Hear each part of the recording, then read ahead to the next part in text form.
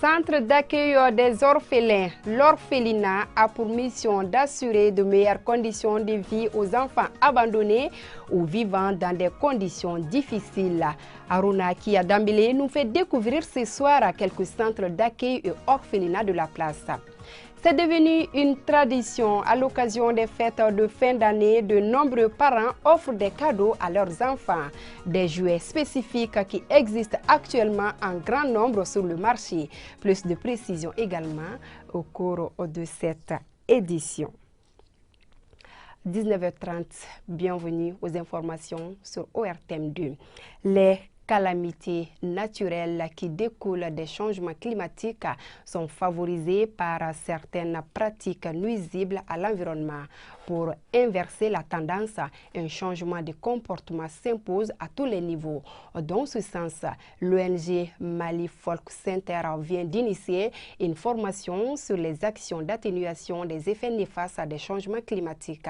C'est dans le cadre d'un projet dénommé InnovRec, innovation par la digitalisation, la promotion des emplois verts et des énergies renouvelables pour la résilience climatique et la cohésion sociale au Mali. Cette formation s'adresse à 29 jeunes dames. Hawa Kamara.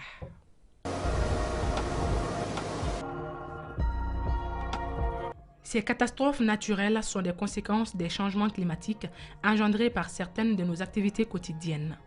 Voici ce que le nouveau projet de Mali Folk Center, MFC, dénommé Projet d'innovation par la digitalisation, la promotion des emplois verts et les énergies renouvelables pour la résilience climatique et la cohésion sociale au Mali, en partenariat avec ProGenre, entend éviter à travers la formation de ces 29 jeunes dames évoluant dans le domaine de la communication.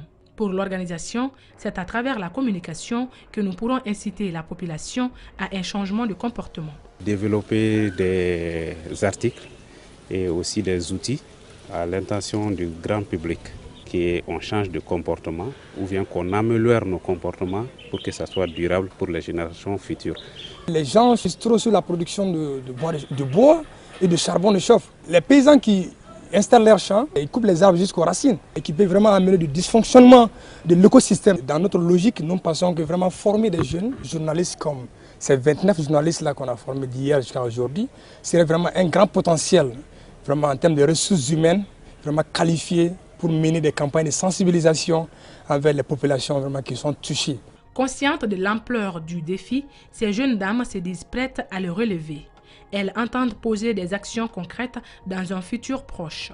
En triant les ordures à la maison, en changeant les habitudes de cuisine dans les familles et tout ça, au lieu d'utiliser les charbons de bois, nous allons utiliser les gaz. Dans mon travail au quotidien, je pourrais traiter plus de sujets liés en tout cas aux thématiques environnementales du moins, de chercher à savoir quels sont des problèmes auxquels nous pouvons apporter des solutions. Avant de balayer devant la porte d'autrui, il faut penser à balayer devant sa propre porte. Je me porte volontaire pour tout ce qui est des activités de plantation. Afin qu'elles puissent valoir ce que de droit, des attestations de participation ont été remises aux participantes. Désormais armées jusqu'aux dents, ces jeunes dames commencent ainsi une lutte acharnée contre les changements climatiques.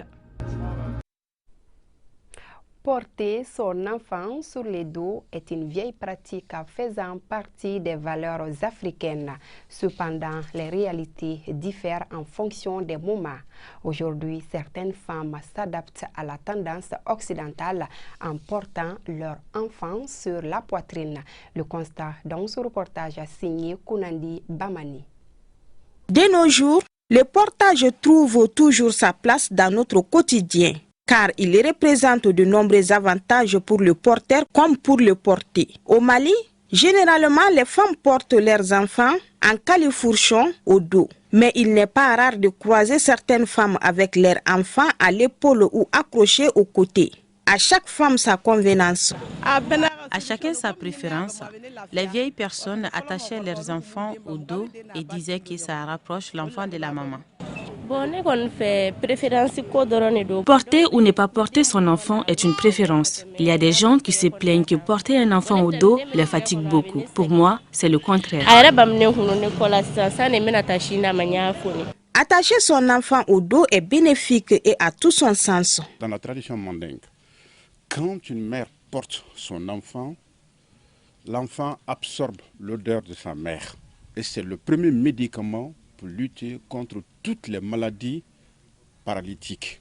Ça peut résoudre toutes les maladies somatiques. Et ça permet à la fois de sucer et la sueur, l'odeur de sa mère, mais aussi l'odeur de l'ADN de son père. C'est extrêmement important. Donc c'était une fierté. Et quand une mère met au monde un bébé, quand elle porte l'enfant sur le dos, elle attache. Ceci permettait à la fois de maintenir et de modifier la colonne vertébrale de l'enfant et de torsader un peu le cou. C'était la célébration, la continuité, le rapport mère-enfant. Et ça soigne le mot de dos de la mère. Selon Yaya Koulibaly, porter un enfant au dos, c'est faire honneur à son papa et contribuer à la protection de l'enfant. Le fait de porter l'enfant sur le dos, c'était de rendre hommage à l'homme qui t'a épousé, à l'homme que tu as épousé. L'imprudence des mamans, c'est que quand tu portes un bébé sur le dos, et une fois qu'il s'attribue et que l'enfant tombe, cet enfant il va mourir. La maman qui porte son bébé sur le dos, cet enfant sera immunisé contre toutes sortes d'agressions et c'est un guerrier en préparation. Dans notre société, ne pas porter l'enfant au dos peut avoir des conséquences sur l'enfant et sur la société elle-même. Le fait que les femmes ne portent plus leur bébé dans le dos, c'est une dénaturalisation à la fois du code de mariage, une dénaturalisation même de la qualité de la femme en tant que mère de l'humanité. Ça dénature, si tu veux, le serment de vie. Les conséquences sont multiples. Vous allez paralyser la vision de l'enfant. Si c'est un garçon, vous allez désorienter la fillette. Alors, même on dit aussi dans le sens cosmique, une fille qui naît à la fois homme et femme. Un garçon qui naît, c'est à la fois aussi femme et homme. Le fait que la maman porte le bébé, ça modifie l'organe génital. Ça solidifie l'organe génital. Les traditionalistes invitent les femmes de cette nouvelle génération à porter leurs enfants au dos. Ils estiment que cet acte protège les enfants de certaines maladies et forge en même temps l'identité de celui-ci.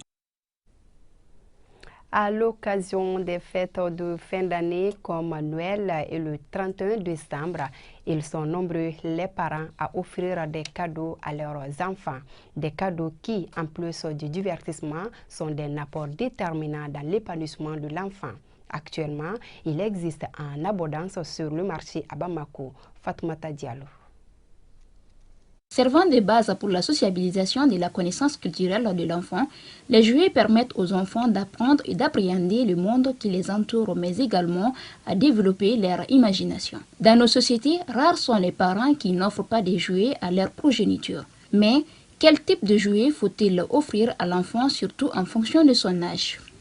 Avant d'offrir des jeux ou des jeux aux enfants, il est important de maîtriser l'hierarchisation des jouets parce que chaque tranche d'âge a ses jouets. Donc vous allez voir des jouets de veille ou d'exploration pour des enfants de 0 à 18 mois. Vous allez voir aussi des jeux de manipulation de 2 à 3 ans. Il y a des jeux d'exploration et de construction pour des enfants de 3 à 6 ans.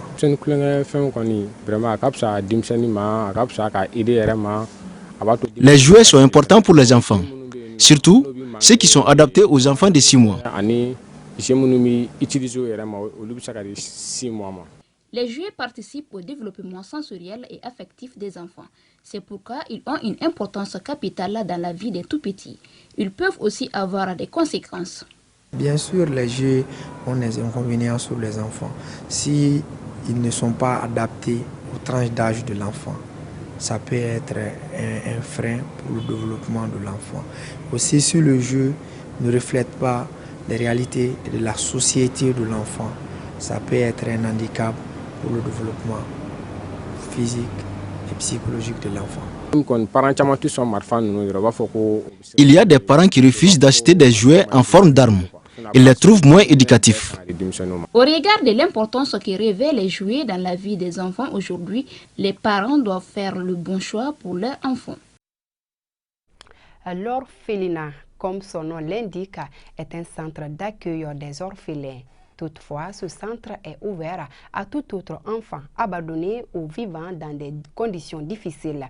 Les responsables en charge s'évertuent dans la mesure du possible pour réunir les conditions favorables à leur hébergement, éducation, santé, bref, à leur bien-être.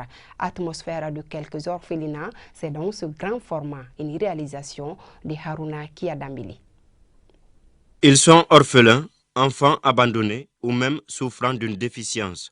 Ici, nous sommes au centre d'appui à la scolarisation des filles d'Igiabon à Daoudabougou, en commune 5 du district de Bamako. Après l'école et le déjeuner, place au maraîchage et à la couture. Pour faciliter l'entretien des lieux et le suivi des tâches réparties entre les filles, il est désigné une présidente dans chaque bâtiment. Oui, je suis contente d'être ici. On fait l'école, ensuite la couture. Djigiabon, c'est une structure d'accueil des filles issues des familles démunies. L'activité principale, c'est la scolarisation. C'est de donner la chance à toutes les filles d'aller à l'école, d'être scolarisées. Nous, on commence à partir du jardin d'enfants, de la première année jusqu'à l'université. Il y en a qui font coupe-couture, il y en a qui font santé, infirmerie, sage-femme, matrone. De l'orphelinat Nyaber à Sebeninkoro, au centre d'accueil et d'orientation pour déficients intellectuels, lueur d'espoir Ousnakasso à Faladje, en passant par le centre d'appui à la scolarisation des filles d'Igiabon, des centaines d'enfants issus des familles démunies sont accueillis, hébergés, scolarisés et bénéficient tous d'un traitement adéquat. Nous sommes une structure pour sauver la vie de personnes très délicates, que sont les enfants du Mali, abandonnés, souvent de mères déficientes mentales, souvent des enfants juste abandonnés parce qu'ils sont infirmes, malades graves, et souvent c'est des gens qui n'ont rien à mettre à la bouche, qui viennent taper à notre porte. Donc on a pu sauver, héberger, nourrir et protéger de la création de l'organisation en 1993 à 2022, plus de 5965 cas d'enfants en détresse. Ici, un centre d'accueil et d'orientation, quand les enfants nous viennent déficients intellectuels, des enfants qui ont un retard mental, et des difficultés d'apprentissage, de compréhension, de comportement même, et même de mobilité quelquefois. Bon, on essaie de voir leur potentiel et on les appuie en conséquence. Mettre l'enfant dans un cadre où il peut être autonome, ça n'est pas financièrement comme on a l'habitude de le penser, mais le fait de pouvoir aller à la toilette, de pouvoir se tenir, manger correctement, se nettoyer, je pense que c'est ça l'autonomie, la notion d'autonomie chez nous ici à Ousnakasso. À cause de la situation économique peu stable, ces différents centres connaissent aujourd'hui des difficultés. Aucun geste ne sera donc de trop pour leur venir en aide. On est sur un terrain de l'État. C'est l'État qui nous a octroyé ce terrain. On est chez nous. Chaque Malien et chaque Malien de cœur est généreux, parce qu'on dit un adage qui dit Drome Mandogo, pas qu'il les mancha. Et ce n'est pas la richesse qui fait la solidarité, c'est le cœur et l'amour qui font la solidarité. Moi, je lance un appel aux autorités de penser au centre d'Igiabon. Jusqu'à présent, on n'est pas subventionné par l'État. Et l'État, à part l'appui technique de la direction de l'enfant, on n'est pas encore appuyé par l'État. Les enfants vivant dans les orphelinats sont des citoyens à part entière. Toute contribution susceptible de contribuer à leur bien-être est la bienvenue. Pour dire que chacun à son niveau peut se manifester, si minime soit le geste, pour assurer un lendemain meilleur aux enfants vivant dans les orphelinats. Nuit du trophée. première édition. L'événement vient de se tenir ici à Bamako. L'initiative est de P1212, un jeune entrepreneur de la place. Elle avait pour but de récompenser certains accros des réseaux sociaux, notamment TikTok. Lala Diaratouri. La nuit du trophée TikTok est une initiative qui vise à récompenser les jeunes influenceurs de ce réseau social. Cette première édition a permis de mettre en avant le savoir-faire et les savoir-être des jeunes influenceurs du Mali et de la sous-région. Les nominés se disent honorés et promettent de fournir l'effort nécessaire pour continuer à émerveiller leurs followers. On avait du talent, mais on ne savait pas qu'on avait ces talents. Ces talents, c'était quoi? C'est de faire rire les gens. Maintenant, alhamdoulilah, on a su maintenant qu'on a ces talents et on est en train de nous donner au fond pour pouvoir faire plaisir. L'avantage même, c'est que grâce à TikTok, on est là aujourd'hui. On est au top aujourd'hui, on peut le dire. Franchement, aujourd'hui, je suis très content parce que, tu vois, on est enfin récompensé. TikTok, au début, c'était de l'amusement, mais actuellement, ça devient vraiment sérieux.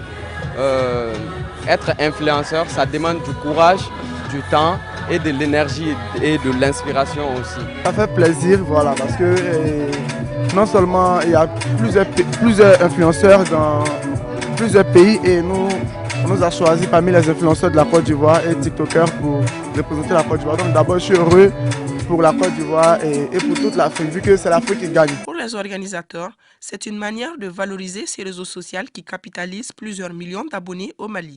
C'est aussi une marque de reconnaissance et d'encouragement à l'endroit de ces jeunes qui prennent de leur temps pour informer, sensibiliser et divertir leur public dans la convivialité. Nous voulons valoriser ce secteur et pousser la jeunesse vers l'entrepreneuriat en quelque sorte. C'est grâce à eux, il y a beaucoup d'entreprises aujourd'hui qui arrivent à faire des chiffres d'affaires. Et voilà. Donc je pense que ce secteur doit être valorisé. Les fans ont répondu très nombreux à l'invitation et sont venus soutenir leurs influenceurs. Ça me fait plaisir de voir que mes amis ils sont récompensés parce que moi je ne croyais pas en eux quand ils étaient sur TikTok, donc ça fait plaisir. Ça me fait chaud au cœur parce que c'est l'aboutissement d'un parcours. Donc si elle a pu être nominée, ça veut dire qu'il y a eu des résultats derrière. Donc je suis sûre que ses followers sont là pour elle et qu'elle peut servir de leçon pour d'autres générations. À noter que les lauréats ont été choisis en fonction du contenu de leur compte TikTok et les thèmes retenus pour cette première édition étaient la cohésion sociale et la réconciliation nationale, valorisation de la culture africaine. Point Covid, avant de boucler ce journal sur 238 tests réalisés, on note un cas positif, un guéri, 0 décès. À ce jour, une personne est sous traitement. Pour vous protéger et protéger les autres, suivez les mesures de prévention et faites-vous vacciner.